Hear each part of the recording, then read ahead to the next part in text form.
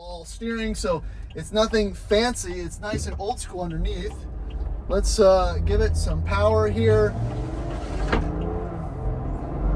That's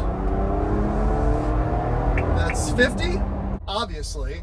And it would be tough to drive this back to back with a classic NAS or whatever Defender. If you're going for that look, if you want that Range Rover, or sorry, that Defender that is just, you know, a trophy item, or you bring to Cars and Coffee, or it's a halo car, it'd be tough to drive one of those and drive one of these and have the honest opinion and conclusion that you want the old one.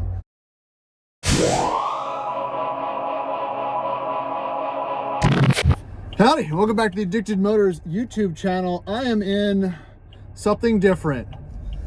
All right, I am in the 2023 Ineos Grenadier in Richmond, Virginia, probably one of the first ones in the state. And I'm gonna do this a little bit differently because I don't have any of my camera gear with me and only have the car for a very short period of time. So what I want to do is jump right into my driving impressions as if you were to go test drive one right off the bat. I literally drove in my Range Rover Classic, so haven't been in a new car in a while. This is quite the change, but let's talk a little bit more about it once I get on the road and get my camera set up. All right, let's get this in place.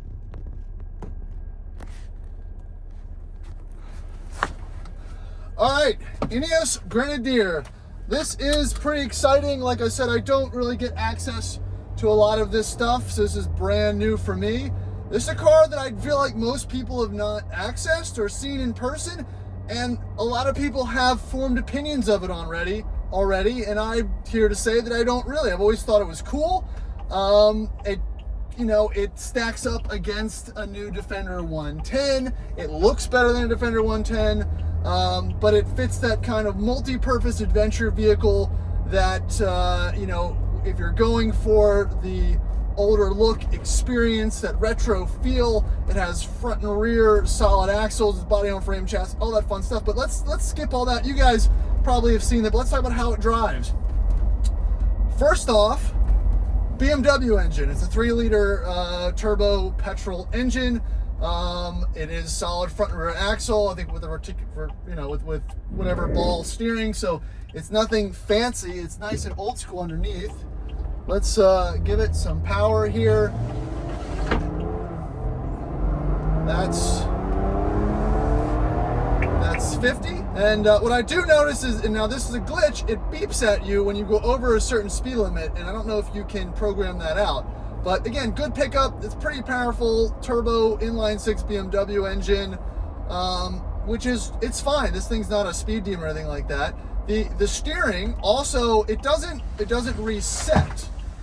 It doesn't give you that kind of, like, not haptic, but that rotational feedback where it resets itself. You watch my hands after I turn, and if I don't grab it, I swerve into the other lane, which is going to take a little bit of getting used to. It's obviously doesn't have modern steering. A lot of independent front suspension cars have kind of, I don't want to say, I guess I'm not sure what the word for, but it's gotten us used to the image of something off-roady and blah, blah, blah, but it'll handle better than it looks. This handles like a truck, exactly how I think I'd want it to handle. Brakes feel good. The other thing that I realized by just taking around the block is these controls, guys. Awesome buttons. They're intuitive. They're right there. The stop start was on. I looked for 1 second to turn it off. Boom, right there. When I got in the car, the radio was on. Boom, mute it, heat, everything right there at my fingertips. Nothing to mess around with.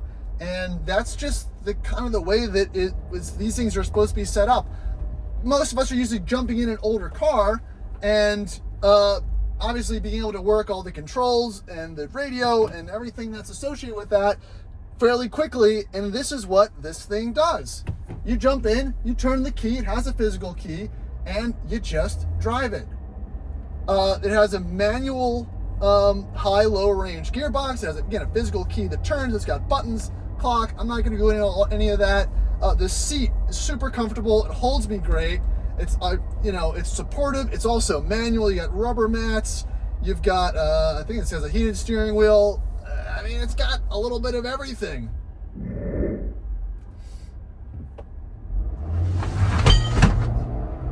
I'll tell you what though, so far, I want one, obviously, and it would be tough to drive this back to back with a classic NAS or whatever Defender. If you're going for that look, if you want that Range Rover, or sorry, that Defender that is just, you know, a trophy item, or you bring to Cars and Coffee, or it's a halo car, it'd be tough to drive one of those and drive one of these and have the honest opinion and conclusion that you want the old one. Does all the things you'll do with the other one better, unless you're going on some off-road adventure, which it'd marginally be worse at. I think this would probably be better. But let's take a spin around the outside in some light so I can kind of show you what this thing looks like. You've already seen it, but I kind of want to touch on some other points. All right, here it is. And like I said, I'm being a bit of a fanboy here. Again, I didn't really form an opinion about this truck besides it looked cool, and it was a great idea that, you know, the engineering behind it, that the vision for this thing actually all came together. It looked like the concept car. It's boxy. It has all the things you want. You can do all the stuff you can used to do in old Land Rovers that still maintain that awesome look. You know, it's got factory sliders, black steelies, all-terrain tires. It's got the ladder. You know, you can get all the skid plates. It's got front and rear lockers. You know, you've got these add-on grab handles or for securing any type of roof rack stuff.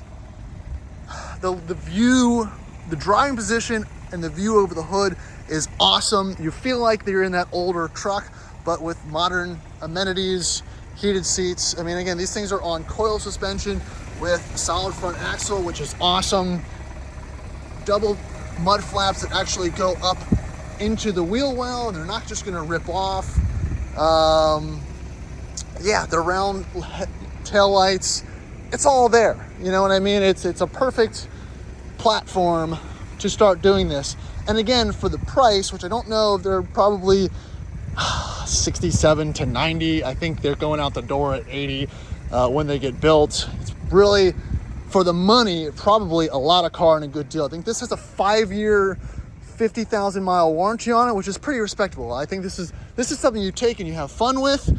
I don't think you keep it for 10 or 15 years, you know, but if you're buying cars at that price point, you know, you're not buying a Camry. You know, this is going to be an enthusiast toy, so use it as such, please.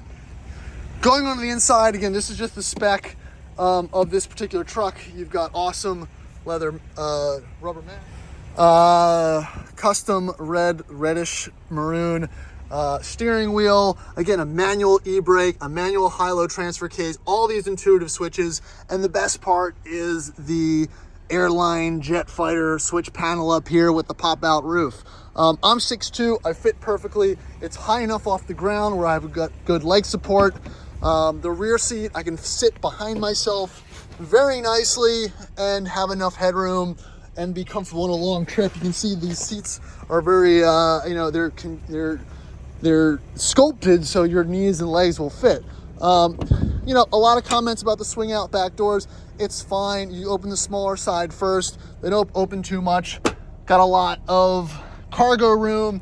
It's not totally eaten up by a bunch of BS on either side, so it's actually a pretty wide opening, probably better than a modern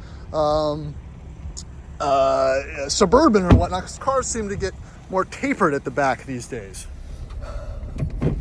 All right, so I'm gonna go bring it back. Like I said, I only had it for a short period of time. The owner was very kind to let me check it out and drive it. And, you know, it seems to be, I haven't taken it off road or anything, but, you know, most owners probably aren't. It seems everything that they advertise for it, for a first attempt at building a vehicle like this, is excellent. The fit and finish is nice. There's no rattles. And it feels like a quality product. It feels like something that's been made for a very long time. All the materials feel good. The hard plastics and the soft plastics all feel nice. The integration of the new and old is kind of done seamlessly. And, you know, it's got a good door clunk. It looks good. I don't, again, have any major complaints unless you have in your head that, unless you're picturing something else. You know, this isn't a luxury vehicle. This is utilitarian at its core, or modern utilitarian, I guess, which, you know, this has a place, and I think they'll sell a lot of them. But at the same time, if you're a buyer, they're not all sold out. You can go and get one. I guess the downside is the dealer network's very small. This one was purchased outside of Raleigh, and if there is any warranty claims or service related things that need dealer support, you do have to go there to get it done.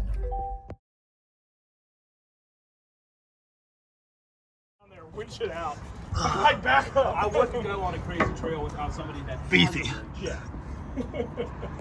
Man, and all that stuff's tucked up pretty good under there.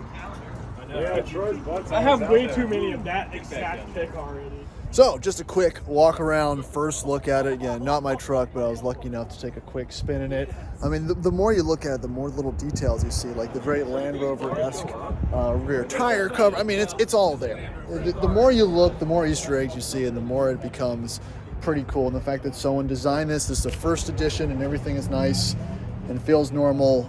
I'm just kind of excited about a modern vehicle that I'm actually interested in and would buy, and I think it's worth. I think he paid $89,000, which is a lot of money, but this is, you know, this is engineering at its best. It does feel like it's $89,000 worth of brand new engineering. They're not taking old. I mean, they are taking an old concept, but actually executing on it is pretty impressive. So that's it. That is interesting. I mean, you can fit a lot of dudes out of those windows. So that's gonna be it for this video on the Grenadier. If you like what you're watching, please like, subscribe, hit that bell. You know, I'm just a dude. I don't get these opportunities very often, but it's cool to be able to be a part of this community and see what all has to bring. Oh, look, it already has a flat windshield. It's already got a crack in it.